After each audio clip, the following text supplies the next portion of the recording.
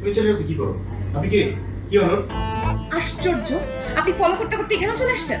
আপনার সাথে আমার শর্তটা কি ছিল যে আপনি আমার জন্য ফুটন্ত শাপলা ফুল নিয়ে আসবেন, কারণ আমি বলছি যে ফুটন্ত শাপলা ফুল দেখলেই একমাত্র আমার মনে প্রেম আসলেও আসতে পারে। শাপলা ফুল তো নাই, খালি হাতে আসছেন। শর্ত পূরণ করার জন্য আমি এখানে আসছি। এটা তো শাপলা ফুল আর তো পদ্ম ফুল, শর্ত তো পূরণ করতে পারেনি। দোকানদার আমার সাথে দুই নম্বরই করলো। আমি তাহলে বলছি যে আমার শাপলা ফুল লাগবে। আপনি তাহলে একটু চিন্তা করে দেখেন আপনি কোন লেভেলের গর্ধ। আপনি তো শাপলা ফুল আনতে পারেন, আনছেন পদ্ম। এখন যান প্লিজ ফুটেন। দরকার হলে তোমার বিয়ের পরে শাপলা ফুলের বিলে নিয়ে একটা ছবি দিয়ে নিয়ে আসবো, সমস্যা কি? আপনি আপনি এত সহজে আমার পিছ ছাড়বেন না, তাই না? প্রশ্নই আসে না। আপনাকে তো এত সহজ সহজ শর্ত দিলাম, তাও আপনি সেটা পূরণ করতে পারলেন না। আরো সিম্পল একটা শর্ত দেই, এটা যদি পূরণ করতে পারেন তাহলে আমি একটু ভেবে দেখব। না না না না, আর কোনো শর্ত আমি মানতে পারবো না। আপনি যেহেতু একটা শর্ত প্রপারলি পূরণ করতে পারেন নাই, সো আপনি আমার সামনে থেকে ফুটেন। যেহেতু মানবেনই না, আমার সময় নষ্ট করে সময়। আমার যে জামাই হবে সে থাকবে ঘর জামাই। কোনো সমস্যা নাই, আমাকে একবার বিয়ে করো, বিয়ে করার পর আমি ঘর জামাই হয়ে তোমাদের বাসায় চলে যাবো। আমার বাবা মা চায় আমি শ্বশুর বাড়িতে যাই। যদি আপনি তাদের কাছ থেকে জামাই আদর নিতে পারেন তাহলে আমি রাজি হলেও হতে পারি। তো প্রমিস, পরে কিন্তু কথা বলা বলো। প্রমিস। আপনি ভিডিও করছেন, ফোনটা দেন, ফোন দেন আমাকে। ফোন তো দেওয়া যাবে না, কারণ তুমি তো আমাকে কম ঘাটের পানি খাওয়াও নাই। তো সেই 100টা শর্ত আমি পূরণ করছি, এরপরে তুমি পোল্ট্রি নিয়ে নিছো। এইবার যাতে কোনো পোল্ট্রি নিতে না পারো এই জন্য আমি ভিডিও করে রাখছি। রাজি তো আমি হবই না, উল্টা আপনাকে এই বাসা থেকে বের করে ছাড়বো। ও, তোমার বাবাকে বলে দিবা? ঠিক আছে, আরো কিছু মাল মশলা মিশিয়ে তোমার বাবার সামনে এমন ভাবে উপস্থাপন করবো, শুধু আমাকে বের করবে না, তোমাকেও বের করে দিবে। তুই যদি আমার একটা কাজ করে দিতে পারিস তাহলে আমি তোকে আমার জমানো টাকা দিয়ে তোর যতগুলা খেলনা দরকার আমি সবগুলো তোকে কিনে দিতাম।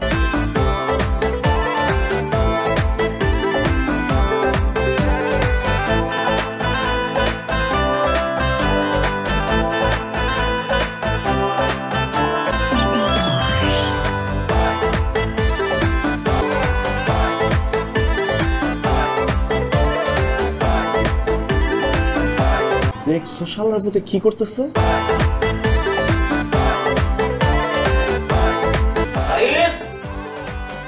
এখন আমার পড়ার সময় হয় নাই, যখন হবে তখন আমি আপনাকে ডাকবো। বেয়াদবি করো কেন? টিচার হচ্ছে বাবার মতো, সম্মান করতে হবে। আমার এখন পড়ার মুড নাই, আমি এখন গান গাবো। শুধু এই প্রতিভা দিয়ে কাজ হবে না, তোমাকে বইও পড়তে হবে। আমার আজ পর্যন্ত একটা টিচার 2 দিনের বেশি টিকে নাই, আপনিও টিকবেন না। আমি টিকবো। আমার টিকাটিকি নিয়ে তোমার টেনশন করতে হবে না। আসো, তোমার একটা খেলা দেখি। আসো, যে মোবাইল আছে। কি খেলা? এই দেখো। এটা কি? চুপ, চুপচাপ গেলে বসে যাও। না স্যার, আপনার সামনে বসলে বেয়াদবি হবে। ওরে বাপ, এত তাড়াতাড়ি সব হয়ে গেল? আমি এখন যা বলবো সব তোমার শুনতে হবে। যদি না শুনো তাহলে কি করবো? কি হবে? এই যে ভিডিওটা আছে না, জি স্যার। এই ভিডিওটা নিয়ে তোমার আব্বুকে দেখাবো, সবাইকে দেখাবো। তখন তোমার কি অবস্থাটা হবে জানতো?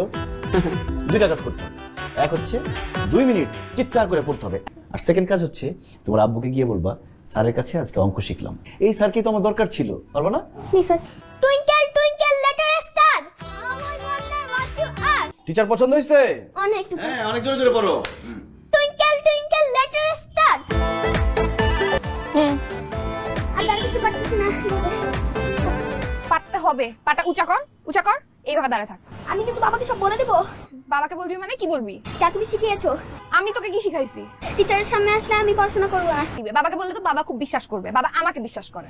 শুনো আপু, টিচার হয়েছে বাবার মতো।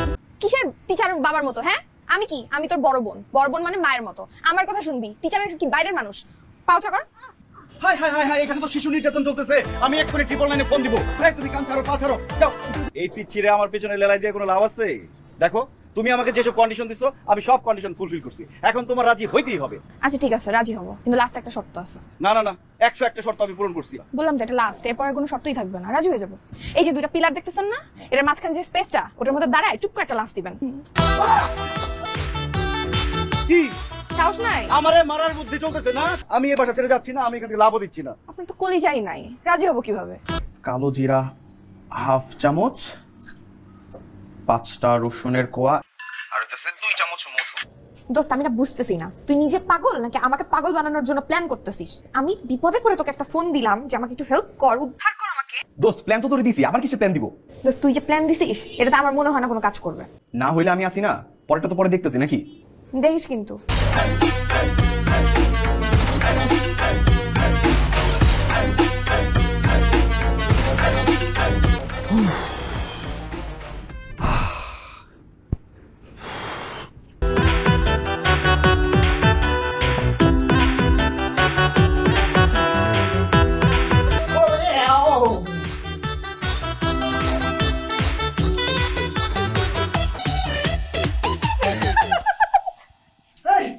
আসছে কে আমার ঘরে?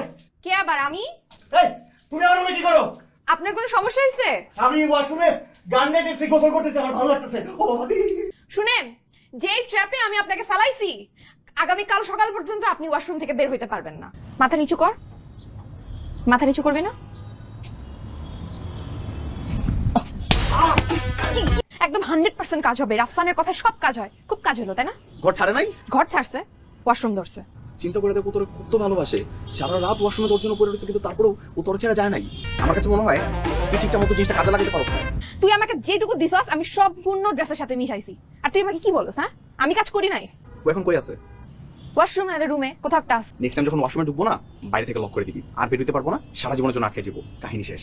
মনে হচ্ছে চড়ায় তোর মুখের মানচিত্রটা নষ্ট করে ফেলি। ও কি বাসা থেকে বের হয় না? মেইন রোডটা লক করে দিবি, যাতে করে ভিতরে আসতে না পারে, কাহিনী শেষ। আর আসতে পারলো না। দিব আরো দুইটা। রাফসান বুদ্ধি দিবার ওটা কাজে লাগবো না, হইতেই পারে না। এবার ওর খাবারে জামাল গোটা মিশাই দিবি, প্রয়োজন একটু বেশি মিশাই দিবি। মনে কর 7 দিনের জন্য হসপিটালে যা পড়ে থাকবো, তোর বাড়ি না, এই বাড়ির এরিয়ার বাইরে চলে যাবে। কি লেগে আমি এত ভালোবাসছিলাম, এই মায়া তো আমার জীবনটা ধ্বংস করে দিয়েছিল। কোন রকম জানটা নিয়ে ফিরে আসছি, আর জীবনে আমার ধারে কাছে যেমন। কিন্তু এইটাতে যদি কাজ না হয় তাইলে আমি খাবো। আপনার কি শরীর খারাপ? না কেন, বসো। তুমি আমার জন্য খাবার নিয়ে আসছো? দেখছো, রাজি হয়ে গেছো। আমি বলছিলাম না রাজি তোমাকে হইতেই হবে।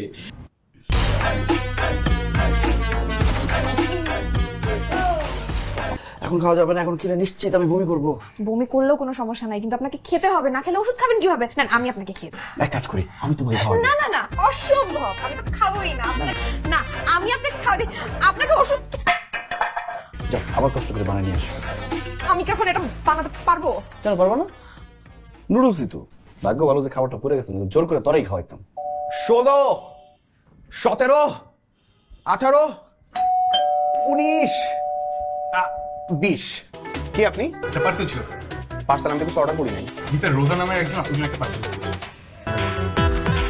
আরে বাস, থ্যাংক ইউ ভাই।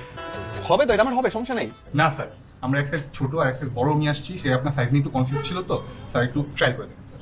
ঠিকঠাক আছে না? জি স্যার, আপনার খুব ধন্যবাদ।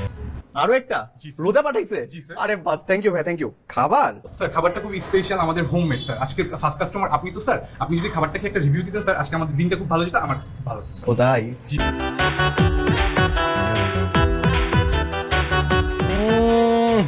অস্থির ভাই, অস্থির খাবার, জি অস্থির। স্যার। হ্যালো দোস্ত, এই তুই হেলো মারো, দুষ্ট মারো তুই। তুই আমার সাথে খারাপ ব্যবহার করতেছিস কেন? খারাপ খাবার করছিস, তুই কি করছিস আমার সাথে? আমার জন্য শার্ট বানাইছিস, খাবার বানাইছিস, শার্টের মধ্যে বিলাই কিনতে, খাবারের মধ্যে চালান করে দিছিস। আমি বুঝতে পারছি এটা কে করছে। কি বুঝছস, কে করছে? উৎপাত হৃদয়। কারণ সে জানে তুই আমার বেস্ট ফ্রেন্ড, আমি পুরো কনফিডেন্ট সেই এটা করছে। তুই করছ আর উৎপাদিত করছিস, এটা আমার দেখা দরকার নাই। ওদের সব তামসার ভিতরে আমি আর নাই। আমার আর ফোন দিবি না, ফোন না। আমি রাজি হব না। তুই রাজি হবি, তোর বাপ রাজি হবে। তো আমার বাপের কাছেই যাও। গলা টিপা মেরে ফেলাম কিন্তু। আমিও তোকে গলা টিপে মারে ফেলাবো।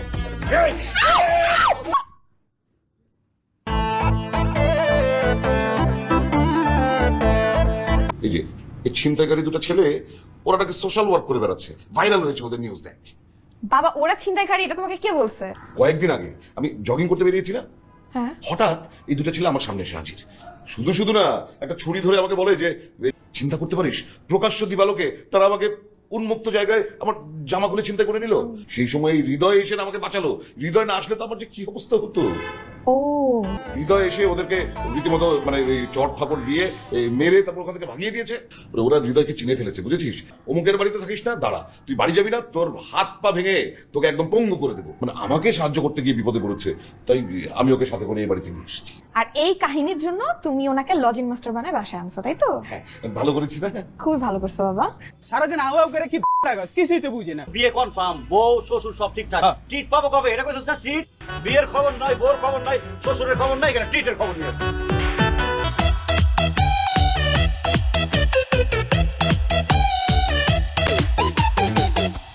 কি ব্যাপার আঙ্কেল, সবাই একসাথে? কোনো মিটিং হচ্ছে নাকি? এখন কিছু বলো ওনাকে।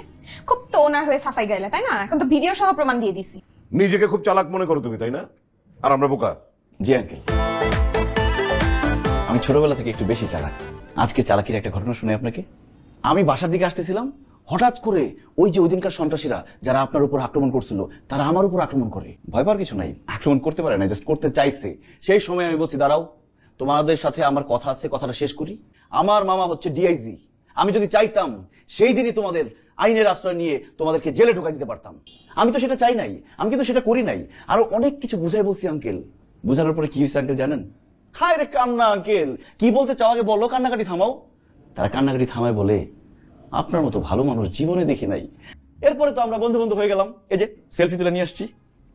আমি তো তোমাদের এই বন্ধুদের ভিডিওই দেখেছি একটু আগে। সব মিথ্যা কথা বলতেছে, ওটা সত্যিকারের বন্ধু মিথ্যা কথা বলতেছে তোমার সাথে, এখন নাটক বানাচ্ছে। না না আঙ্কেল, শুধু বন্ধু না তো, এখন একদম ভাই ভাই। ঠিক আছে বাবা, সে তো তার বন্ধু না ভাই, তাই না? তাহলে তো এখন আর কোনো সমস্যাই নাই, এই সমস্যার জন্যই তো আমাদের বাসায় ছিল। এখন তাহলে উনি চলে যাক ওনার বাসায়। আমি কি তাহলে চলে যাব? আরে তুমি কেন যাবে? তুমি চুপ করে বসো এখানে।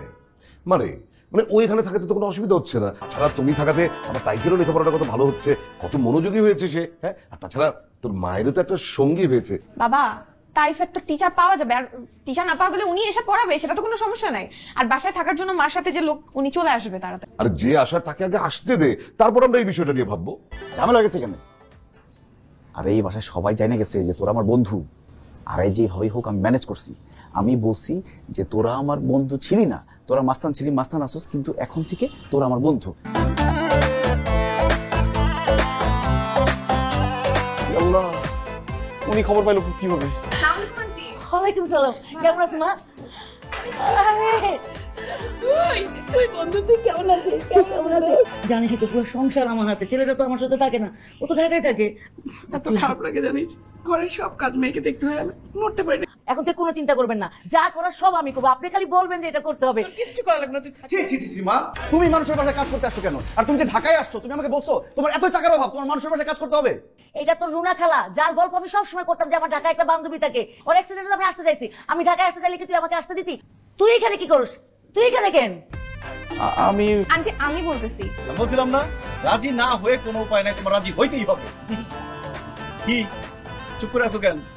নাইলে তুমি মাকে তো মিথ্যে কথা বলতে না, সত্যি কথা বলে আমাকে বাসা থেকে বের করে দিতা। আমি চুপ করে চিন্তা করতেছি আপনি কত বড় গর্ধ। আপনি আমার সাথে যে গেমটা খেলছেন, আমি এক্স্যাক্টলি আপনার সাথে সেই গেমটা খেলার জন্য এখানে বসে আছি। আমি আগে থেকেই জানতাম উনি আপনার মা, মানে আমার মায়ের খুব ভালো বন্ধু। আমি এখন আপনার মাকে বলবো আপনি আমাকে একটা অসহায় সহজ সরল মেয়ে পেয়ে দিনের পর দিন আমার বাসায় থেকে আমাকে ব্ল্যাকমেইল করছেন। এখানেই শেষ না, আমার সাথে জব্বারেরও কথা হয়েছে। জব্বারই আপনার মাকে এখানে রিকোয়েস্ট করে পাঠিয়ে দিয়েছে। কিন্তু তুমি আমার বাবাকে এরকম নাম ধরে ডাকতে পারো না। আমার সাথে রাগ দেখাচ্ছেন, আপনি নিজে কি করেন? এই যে দাঁড়ান, কি আর একটা কথা আছে, একটু বসেন। আপনার মাকে ডাকা হয়েছে আমাদের বিয়ের ব্যাপারে কথা বলার জন্য, আমার বাবা মার সাথে। মুখটা বন্ধ করেন। অর্ধেক আমার বাসা সবাইকে পটায় ফেলছেন, সবাই আপনার উপর অনেক ইমপ্রেস, সবকিছু ঠিকঠাক, কিন্তু বিয়ের কথাটা আপনি আমার বাবা মাকে বলবেন, এটা আমি চিন্তাই করতে পারি। তো সেই কাজটা আপনার মা যেন করে, এই জন্যই তাকে রিকোয়েস্ট করে এখানে আনা হয়েছে। চল চিট্টি, আগে বলবো না, আমি তো ভয় পেয়ে গেছিলাম। ছুটি।